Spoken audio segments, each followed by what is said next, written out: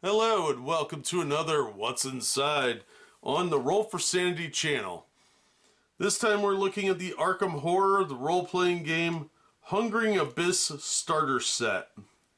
They are using the characters from the Arkham Horror game set in the world of H.P. Lovecraft and the Cthulhu mythos and turning it into an RPG. This is from Edge Studios, which is licensing the original characters that were created by Fantasy Flight Games for the Arkham Horror game in the H.P. Lovecraft universe. That gets overly complicated for no reason.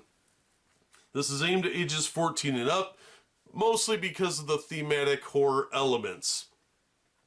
Now, this is a big heavy box set. As you can see, it's real fancy-like. Has a real nice feel to it. It does look like it's pretty sturdy cardboard, but let's read the contents here. We've got one Game Master reference board, one adventure book, 5 character portfolios, 24 six-sided dice, 12 black, 12 green, 3 double-sided poster maps, 16 non-playable character profile cards, 21 item and spell cards, 3 punch card boards, 7 handouts, 4 double-sided folios, and 3 cards. That's what they are. So that's what we're going to see in here. Now it's held together with some really noisy, cheap tape. So let's open this up and see what we've got inside the box.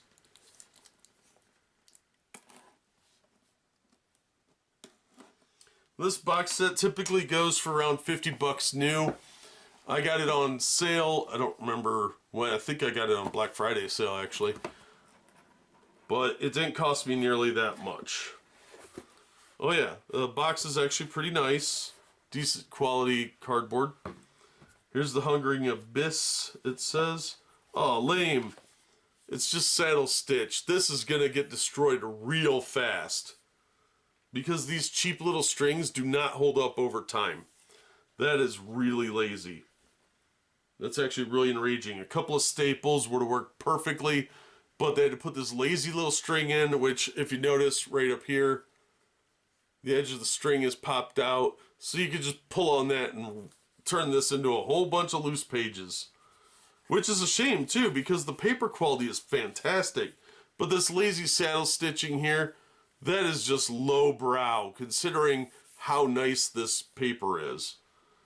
So you got your rules here, some Act 1, etc.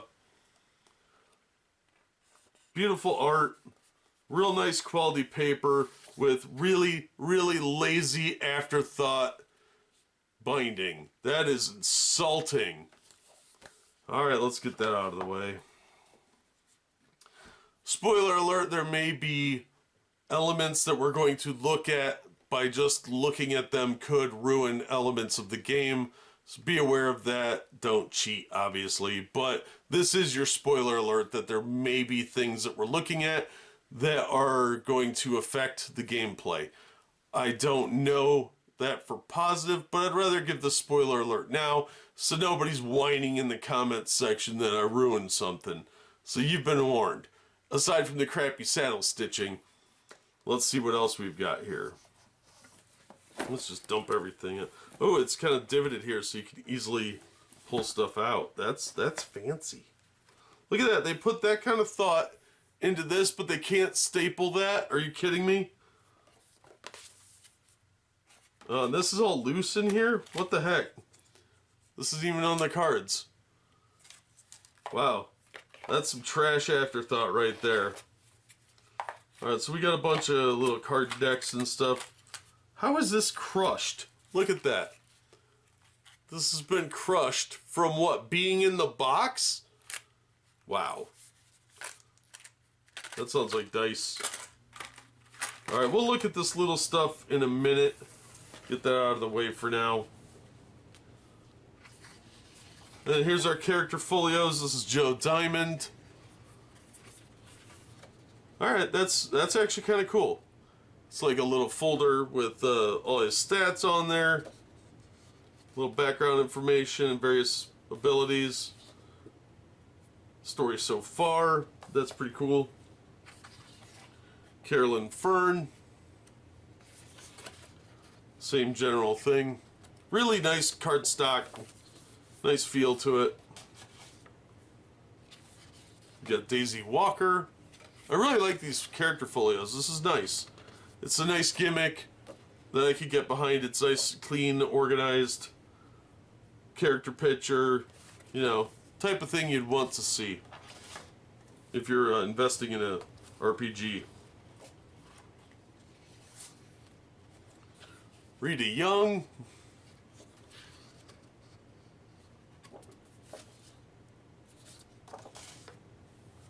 And finally, William Yorick.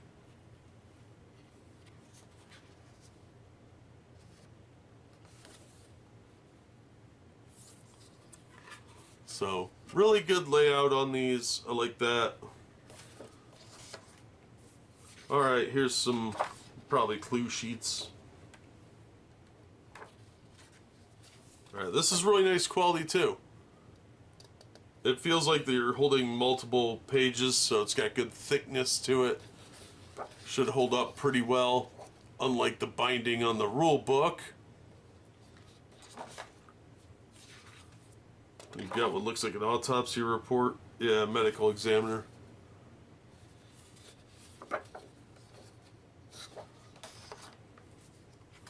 Then we've got our map pieces here.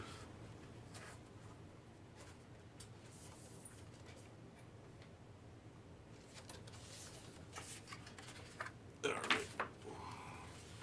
So this is Arkham Woods.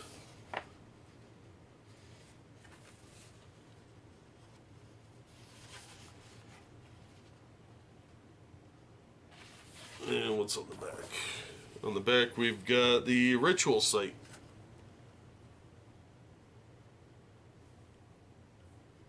Again, this is double-sided, but it is pretty nice paper. Unfortunately, I think this is probably going to get pretty heavily damaged with multiple uses. So, because it is a fold-out, I'd be a little worried. Even though it is pretty decent thickness on here, just the nature of this being folded so much tends to wear out over time. So, I don't know how many times you'd want to use these, but if you're using it as role-playing maps, you're probably not going to use them a whole bunch of times, but just be aware that with use, this is definitely going to wear out. So we have Joe Diamond's house. Sorry about that glare.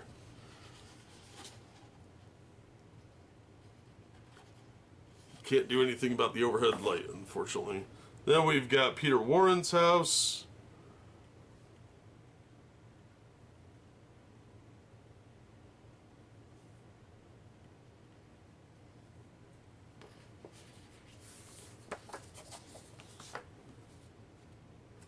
We have St. Mary's Hospital next.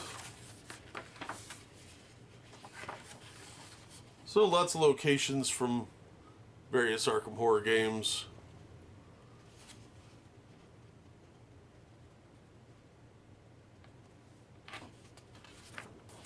And then we've got the graveyard.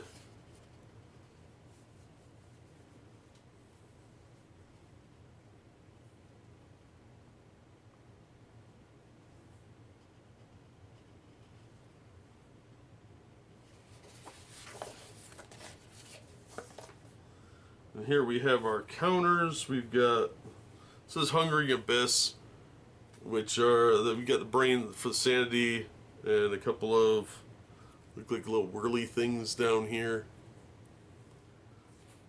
And then all these little ones there. This outer gate area pops out as well. But really good thickness, nice quality, kind of surprising actually. Then we've got little discs for our players and various assorted monsters.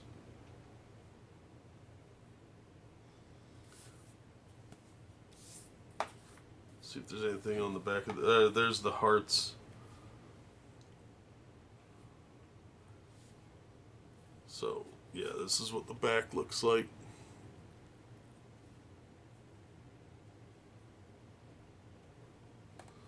So here's our characters and monsters. You got your PCs at the top, and then NPCs and various assorted monstrosities and whatnot.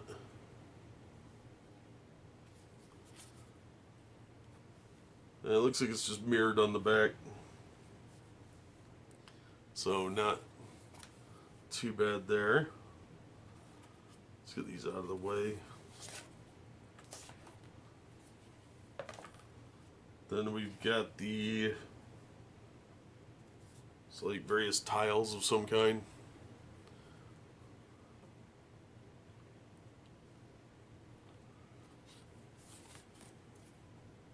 These aren't labeled with like sheet A or B or C or anything like that. So if you're missing one, good luck.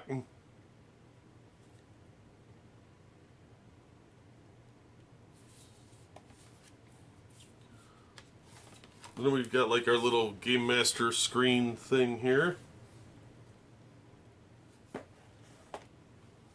Oh, I didn't show you the back of that one. So that's the front. Then here's the back.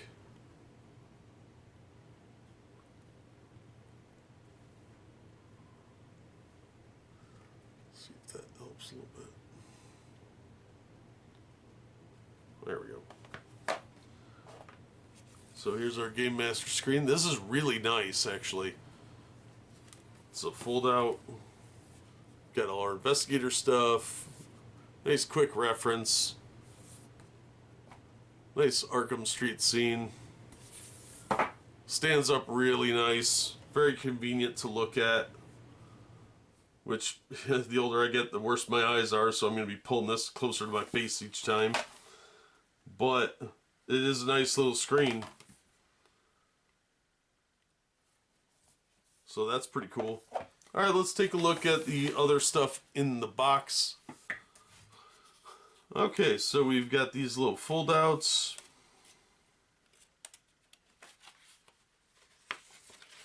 This is a tri-fold one. Again, really nice quality. Just looks like a footprint, but on the back you got this. Oh my gosh, there's a clue. So really nice quality paper. Almost parchment levels of quality.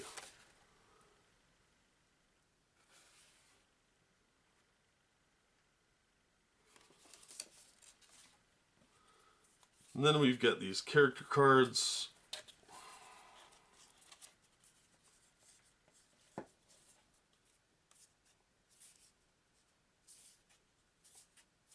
If I can get the stupid band off them. There we go.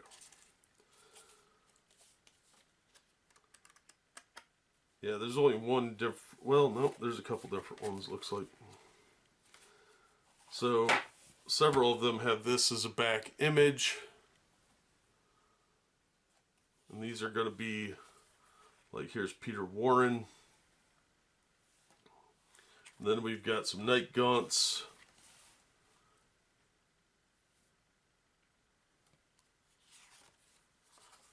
And on the other side, we've got Ravenous Ghoul.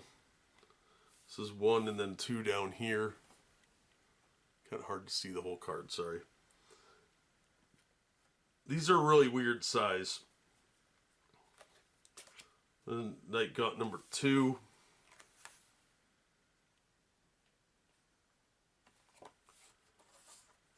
And then Ravenous Ghoul 3 and 4. Looks like they're exactly the same for stats. I'll let you look at Night Gaunt number 3 while I check this.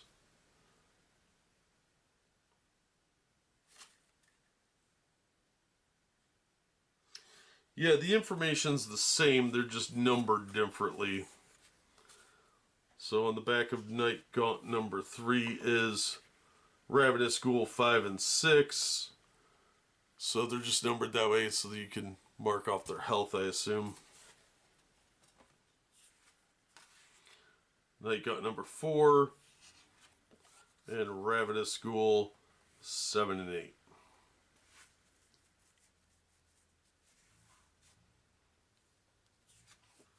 Then we're back to character cards here. And we've got Ghoulish Cultist What? I am both shocked and or appalled, but there's number 1 and 2.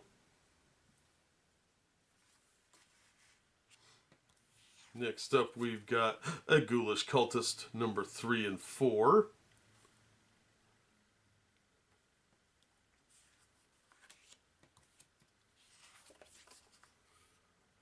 Billy Cooper.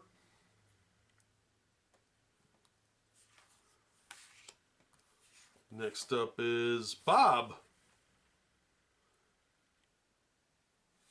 Not the one from Twin Peaks. Now we've got Ghoul Priest.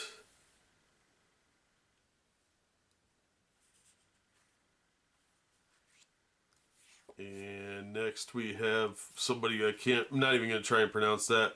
The Charnel Lord. Everybody gets mad when I mispronounce names and don't care, so we're just going to cut the chase on that one. We've got this Umo guy with tentacles, number 1.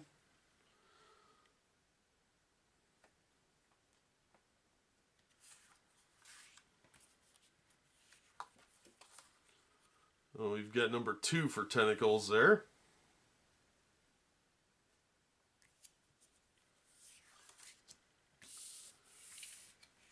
Next up is number 3 tentacles.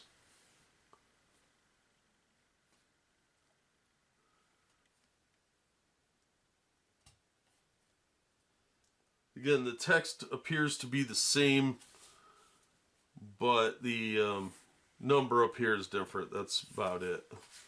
Then we've got some kind of card here with text on it, backstory, and then this is Agnes Baker.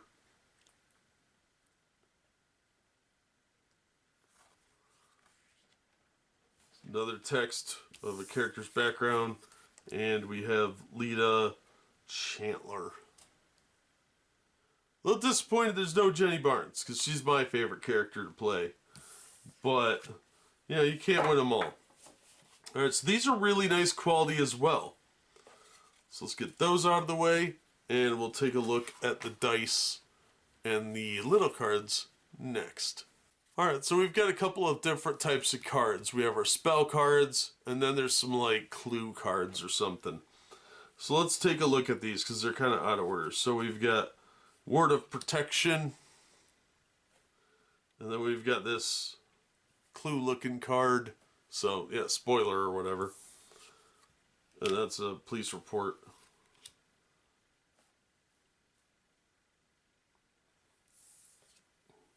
Another police report, but different.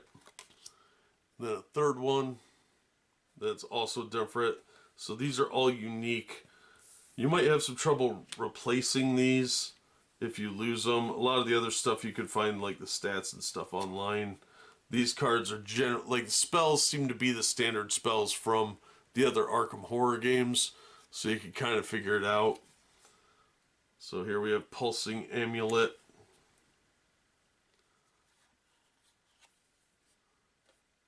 Kerosene Lamp. Joe's Bulletproof Vest. Cultist Robes. So obviously there's equipment here as well. First Aid Kit. It's got little numbers for how many times you can use it. Elder Sign Talisman. Stick of Dynamite. Tommy Gun. A Bowie Knife. Sledgehammer. Flamethrower. Molotov Cocktail. Flare Gun. Peter Warren's Dagger.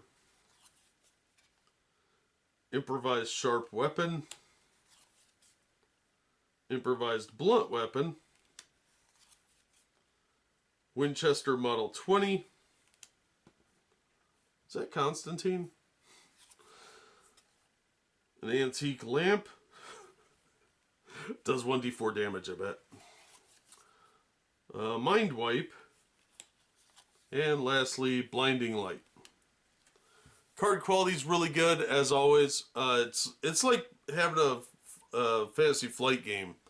The card quality is really good. The book quality is great, except for that one binding. That's really bugging me. All right, let's get those out of the way. Another thing that bugged me was these not being in the actual binding. That was a bit insulting and lazy. Poor quality control. The fact that these boxes are crushed and they're inside, underneath in an indented area, there's no reason these should be caved in like they are. So let's take a look at our dice and see what we've got here. They are sealed for some reason.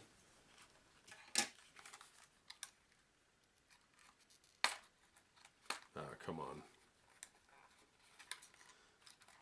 Wow, this is really cheap cardboard. They're just regular D6s. There's nothing even notable about them. They're nice, but there's no special markings or anything on them. So there's really no point in looking too closely at six-sided dice. We've all seen them. So yeah, just some packages of dice. Nothing really to write home about. Boxes are neat. It'd have been nicer if they were a little better quality for the packaging, but why they bothered to put tape on them when it's so cheaply made, I don't understand. Alright, that is what is inside the 2024 Arkham Horror, the role-playing game, Hungering Abyss starter set. It doesn't look like a traditional role-playing game. It looks like it's a more led-through adventure story than a actual role-playing game. So another one that's kind of like Mythos Tales, where they have set parameters for the adventure and you have to follow specific clues. It's more of a case files kind of game, like so many of them are these days, but role-playing's a little misleading. It looks more like a detective story, like Consulting Detective would be. So I'm a little hesitant to call it an actual role-playing game when it doesn't look like it's set up that way. Still, it is really nice quality, except for the binding on that core rulebook, which is not going to hold up over time. That is really, really lazy craftsmanship for an otherwise really, really nice quality set. Why they skimped on staples, I don't know. That binding is not going to hold up over time. It's going to come apart. Those strings never, ever last long. So I'm really insulted by that one bit of laziness. Saddle stitching, really, that's pathetic. Just pay for a couple of staples. What's the big deal? Otherwise, it's a really nice set, and it's probably worth the $50, but I don't see a lot of replay value based on what I'm seeing of the game. It just doesn't look like there's a lot here that's going to go beyond that one adventure. So unless they come out with a hardbound rulebook that sets it up for create your own adventures, it looks a little limited.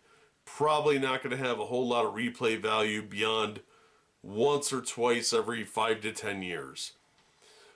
Nonetheless, if this is the type of game you're looking for, it's probably fine. So really nice quality except for a few complaints. Otherwise, yeah, I mean, the price point's a bit high. I would try and get this for about $35 new. Used, wow, I would be very careful buying this used to make sure it's complete. But that's what the show is for, is so that you know if your set is complete before you buy it, preferably. But I would be real careful about buying this used, because if any of the pieces are missing other than the dice, you could have some problems with it, because all the character portfolios are necessary to the game, or at least important to the game. I don't know if you could play without those character portfolios or any of the cards. If any of the cards are missing, it's going to potentially be a problem. So I'd be real careful buying this one used. So try and get it new. But we've seen what's in the box. You've heard my take on it. That's going to do it for this episode. Thank you so much for watching and supporting the channel. If you enjoyed the video, please hit the like button and don't forget to subscribe so you don't miss future unboxings and reviews. If you'd like to support the channel in other ways, links are in the description to various support methods. And as always, we hope to see you on the next one.